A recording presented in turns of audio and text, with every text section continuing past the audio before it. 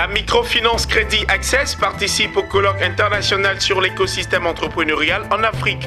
Son directeur général y présente des stratégies d'accompagnement des PME du continent. 12 agents de la cellule de coordination de la coopération Côte d'Ivoire-Union européenne sont distingués en raison de leurs loyaux services. Et puis nous parlerons du lancement à Abidjan de la première édition du Salon pour l'autonomisation et l'innovation féminine. Les enjeux de l'événement définis dans ce journal. Merci pour votre fidélité renouvelée au journal de Business 24 Africa. Abidjan, la capitale économique de la Côte d'Ivoire, a récemment abrité un colloque international sur l'écosystème entrepreneurial en Afrique. L'un des invités clés de ce rendez-vous était Ali Badini, directeur général de la microfinance Crédit Access. Le financier est allé partager avec l'ensemble des acteurs les stratégies d'accompagnement des PME du continent. Le compte-rendu de Mondésir Nascimento et Richard Akeke. C'est une rencontre ayant rassemblé plus de 200 participants venus des pays frères, notamment du Burkina Faso, du Sénégal, du Canada et de l'Afrique centrale. Dénommée Colloque international sur l'écosystème entrepreneurial en Afrique, la rencontre s'est donnée comme objectif apporter des solutions aux problèmes qui entravent la création, la croissance et la pérennité des PME. Le clou de cette rencontre a été le panel sur le thème « Quelle stratégie d'accompagnement des PME africaines ?» Pour en discuter, d'éminentes personnalités ont été sollicitées. Il s'agit entre autres de Seynabou Samb, experte du GIZ Sénégal, Malik Sey, coordonnateur du Directoire Développement International Afrique de l'Ouest, mais surtout de Badini Ali, directeur général de Crédit Access. Pour le patron de cette IMF, institution de microfinance qui ces dernières années a glané les meilleurs lauréats en inclusion financière, les PME doivent s'adresser au système financier adéquat. Il est bon pour la PME qui souhaite se lancer dans une activité d'aller vers l'origine ou la nature de financement la plus adaptée.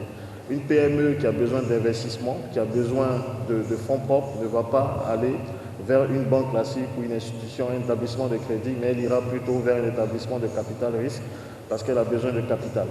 Une PME qui a besoin de renforcer son besoin en fonds de roulement, elle ira vers une institution capable justement de comprendre sa philosophie de fonctionnement et de lui mettre des financements adaptés qui seront soit basés sur des crédits amortissables, des crédits remboursables de façon mensuelle ou des crédits basés sur un remboursement in fine qui va lui permettre par exemple d'honorer ses engagements quand il reçoit un bon de commande ou bien de rendre liquide une facture, de la payer immédiatement. Autre point ayant préoccupé les participants de ce colloque, ce sont les facteurs ou indicateurs déterminants dans l'octroi ou la mise en place du crédit. Sur ce point, Ali Badini a une fois encore apporté des clarifications. Ce qui détermine notre décision donc, de distribution de crédit, c'est, si vous voulez, les ratios et la décision autonome du comité de crédit basée sur des flux dans un premier temps. Cette rencontre a également permis de présenter les tendances et évolutions des politiques, stratégies entrepreneuriales en Afrique, ainsi que les conséquences sur les orientations socio-économiques des économies africaines. La compétitivité du secteur du transport aérien en Côte d'Ivoire, c'est le thème qui a réuni les experts de l'ONCE, entendez l'Observatoire national sur la compétitivité des entreprises. L'objectif de la rencontre était de trouver la réponse à la relance du transport aérien après la crise causée par la maladie à coronavirus dans le secteur. Pierre Tebeu, Lyon Gilbert.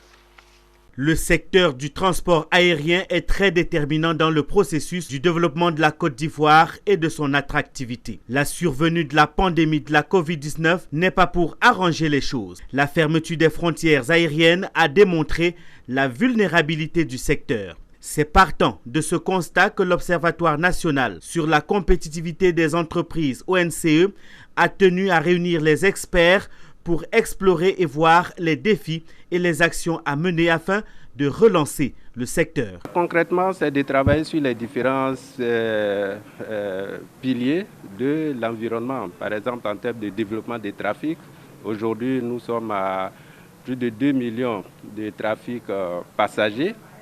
Il faut le porter plus haut, peut-être aller, pourquoi pas, à 5 millions de passagers. Et au niveau du développement des infrastructures, bon, l'aéroport d'Abidjan aujourd'hui a été rénové, mais on doit aller plus loin pour pouvoir agrandir l'espace aéroportuaire avec toutes les infrastructures qui vont avec.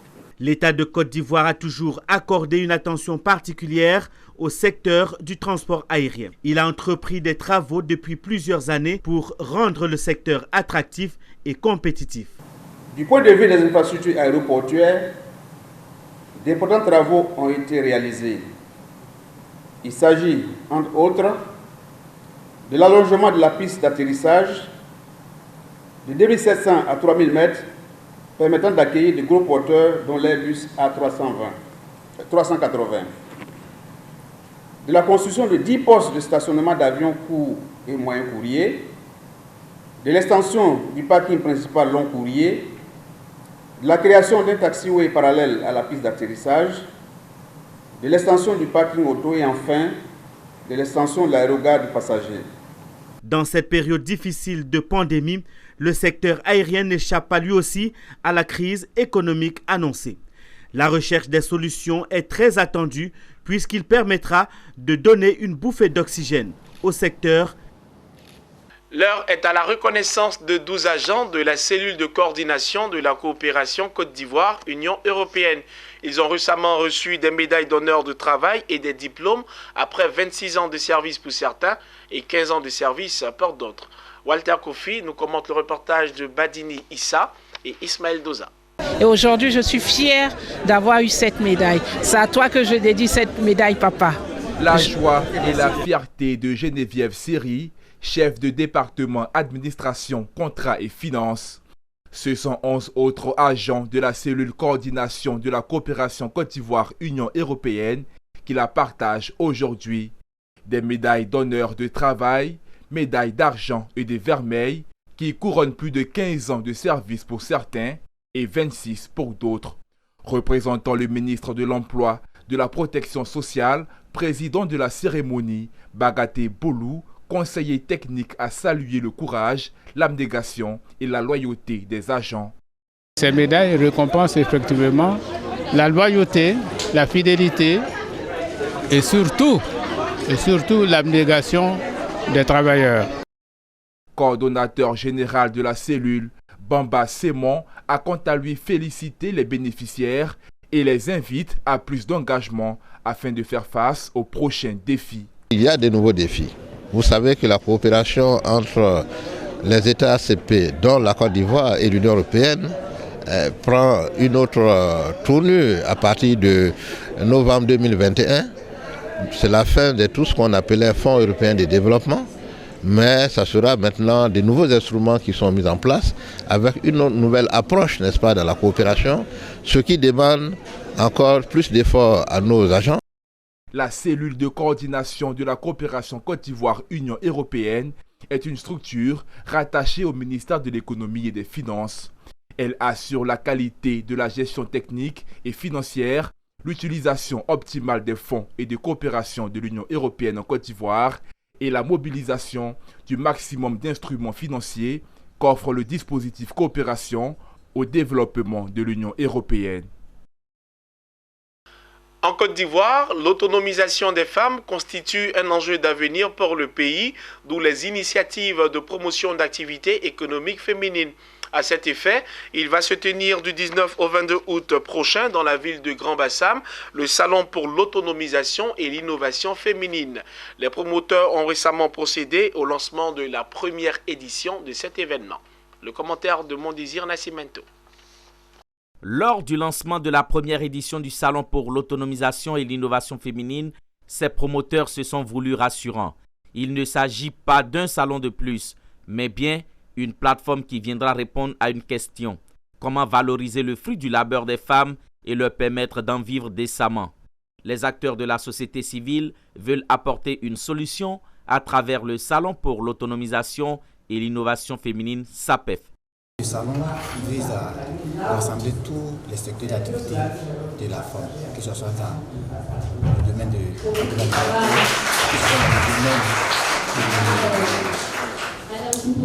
l'agro-industrie, que ce soit dans le domaine du bâtiment, de l'artisanat. Ici, l'objectif, c'est de faire la promotion de tout ce qui est activité féminine. Prévu du 19 au 22 août prochain dans la ville historique de Grand-Bassam, ce salon ambitionne être un carrefour de valorisation des inventions des femmes selon la représentante du ministre de la Femme, de la Famille et de l'Enfant. Ce salon est une activité pertinente pour nous dans la mesure où ce salon vise non seulement à renforcer les capacités des femmes qui y prendront part, mais à promouvoir les activités entrepreneuriales des femmes, surtout celles du secteur du vivrier. Rendez-vous est pris du 19 au 22 août prochain dans la ville historique de Grand-Bassam pour le Salon pour l'autonomisation et l'innovation féminine SAPEF. Plus de 3500 femmes issues de tous les secteurs d'activité y sont attendues. Parlons à présent de cinéma dans cette édition. L'Institut français d'Abidjan a récemment servi de cadre pour la projection du film Éloge de Mille du réalisateur ivoirien Idrissa Diabaté. Les amoureux du grand écran ont pu découvrir toute la richesse et les variétés du mil, cette céréale typiquement africaine. À l'initiative, le groupe Inades Formation, entendait Institut africain pour le développement économique et social, Agri-Service, à travers sa campagne dénommée Conscience alimentaire.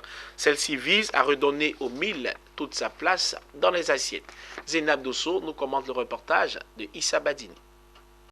Avec le mil, l'on peut tout faire, et même mieux. C'est du moins le message que Éloge de Mille de Idrissa Diabaté a tenté de véhiculer tout au long des 63 minutes qu'ont duré la projection du film. Avec un tour au Mali, au Sénégal, au Burkina Faso et en Côte d'Ivoire, où le mil est cultivé dans toutes ses variétés, sorgho, petit mil, mil rouge. Éloge de Mille a su concentrer les amoureux du 7e art. Puis la sécheresse est apparue, les obligeant à fuir jusqu'au bord du fleuve Niger. Là, ils ont trouvé les mils sauvages. Alors, mille et communautés humaines se sont domestiquées. Un film documentaire qui a nécessité 7 ans de travail. Il est lauréat du prix NASA d'Or 2021. Pour son réalisateur Idrissa Diabaté, le temps compte peu, car les mérites du mil sont si grands et méritaient d'être connus. Ce que nous attendions, mon ami et moi, que les Africains consomment le mil. Parce que le mil est quelque chose de... Le mil est quelque chose de très important sur le plan alimentaire. Le mil est quelque chose de très important parce que le mil ne consomme pas assez d'eau, beaucoup d'eau, comme le riz, comme le maïs et comme le blé. Donc avec le déséquilibre climatique, on va vers la sécheresse. Donc il faut consommer ce qui peut s'adapter le plus facilement à la sécheresse. Et le mil, c'est le meilleur céréale pour cela. Ça a changé déjà des autres documentaires, films ou moyens-métrages que j'avais regardés jusqu'à présent. Parce que là, ça parlait de quelque chose qui appartient à notre patrimoine, de quelque chose qui est africain. Un film incroyable, un film ivoirien dont on est fier de présenter ici à un public que je vois extrêmement nombreux et ça nous fait plaisir. Si les États-Unis d'Amérique ont leur maïs, l'Europe le blé et l'Asie le riz, l'Afrique a son mil. Cette céréale fait partie de notre identité culturelle, soutient pour sa part Adessou Kouakou Sena, secrétaire général de Inades Formation. Un peu plus tôt, les spectateurs de Éloge de Mille ont eu droit à une séance de dégustation de mets et de boissons à base de mil. Il faut souligner que Inades Formation, initiatrice de la campagne consciente alimentaire, est une association internationale de développement créée depuis 1975, reconnue d'utilité publique dès 1977 en Côte d'Ivoire. Depuis 2017, elle est engagée dans la promotion des vivres de souveraineté, mil, sorgho, fonio, haricots, niébé et poulet local. La communauté bouddhiste de Côte d'Ivoire et l'association des artistes Oué du pays rendent hommage à Feu Kouladé Jacquard. Le défunt est honoré pour son éclairage sur les origines africaines de l'humanité. Il s'en est suivi un exposé sur la nécessité de la cohésion sociale en Côte d'Ivoire. Suivez. Feu Kouladé Sia Jacquard, le défunt, est présenté comme un grand initié de la culture africaine. La Soka Gakkai International Côte d'Ivoire en collaboration avec l'association des artistes Way, lui rendent hommage pour son éclairage nouveau sur les origines africaines de l'humanité. Un moment d'enseignement et de partage d'expériences présenté par le Dr André Déazan, directeur général de la Soka Gakkai International, Côte d'Ivoire. Il estime que le défunt a su traduire les richesses de l'Afrique relatives à la solidarité, au partage et au vivre ensemble. Quel est l'idéal de vie pour nous, les êtres humains en société? C'est le don, le partage et la gentillesse. Donc, de cette façon-là, on développe ce qu'on appelle la solidarité opératoire. Quand votre objectif est de faire en sorte que les autres soient bien autour de vous, eux aussi vont se mettre dans les mêmes dispositions. Plusieurs actions de portée culturelle, pacifique et sociale sont à mettre à l'actif de la Soka Gakkai International Côte d'Ivoire. La communauté bouddhiste ivoirienne compte à ce jour plus de 40 000 membres prêts à s'engager en faveur de la consolidation de la cohésion sociale et de la sociabilité, gage d'un développement durable et harmonieux. Rendons-nous à San Pedro où la ville s'anime à travers les activités de fin d'année des écoles et des centres de formation professionnelle. Récemment, le conseil scolaire du lycée professionnel de San Pedro, en collaboration avec le réseau des anciens du lycée professionnel, a organisé une belle cérémonie. Les temps forts de l'événement dans cet élément de Abel Kwao, commenté par Mondizir Nascimento. Une ambiance des grands jours à l'occasion des festivités de la 38e promotion des stagiaires de l'année 2020-2021. Une tradition dans cet établissement professionnel organisé en partenariat avec le réseau des anciens du lycée professionnel Realipro. Les temps forts de ces activités ont été marqués par un match de football entre élèves et professeurs, des prestations artistiques, la récompense de 6 anciens professeurs et encadreurs qui ont plus de 25 ans d'enseignement par le réseau des anciens du lycée. Des anciens fortement représentés durant les festivités. Il s'agit entre autres du capitaine Gogbe Sylvestre, commandant des douanes à Boaké et ancien élève du lycée professionnel de San Pedro, parrain de la cérémonie, du maire Konaïri Bomiso Gérard Benjamin, ingénieur géomètre et ancien élève du lycée professionnel de San Pedro, et de Agoussi Alain, directeur départemental de l'enseignement technique et de la formation professionnelle, représentant le directeur régional de l'enseignement technique. Ensuite, le parrain a fait don de 500 000 francs CFA et une tronçonneuse à la 38e promotion. L'objectif du réseau est de favoriser l'insertion des stagiaires dans la vie professionnelle, promouvoir le lycée professionnel et l'excellence entre les étudiants et l'entraide entre anciens. C'est pour dire à mes cadets que le lycée professionnel, ce n'est pas une école de vauriens, ce n'est pas une école de vagabonds. On peut partir de cette école pour devenir grand. Aujourd'hui, je suis commandant des douanes, pratiquement. C'est grâce à cette école. Donc, je les encourage à travailler d'arrache-pied. C'est une grande joie de rencontrer tous ces entrepreneurs, sachant qu'ils ont fait le même parcours que nous. C'est vraiment incroyable. Et puis, bon, on est un peu consolé parce qu'au moins on sait qu'à notre sortie d'ici, on aura au moins un stage, un boulot, on sera casé. Les festivités de la 38e promotion des stagiaires de l'année 2020-2021 du lycée professionnel de San Pedro se sont achevées avec l'assurance pour les élèves sortant que leur établissement produit les futurs dirigeants de l'administration ivoirienne.